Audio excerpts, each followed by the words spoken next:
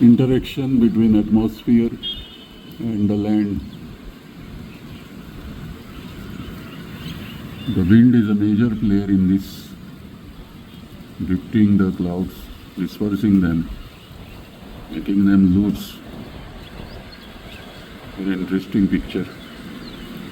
These filaments are separated. It's very interesting dynamics of clouds.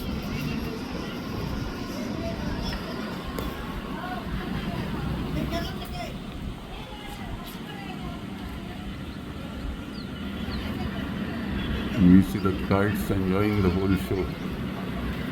Very interesting.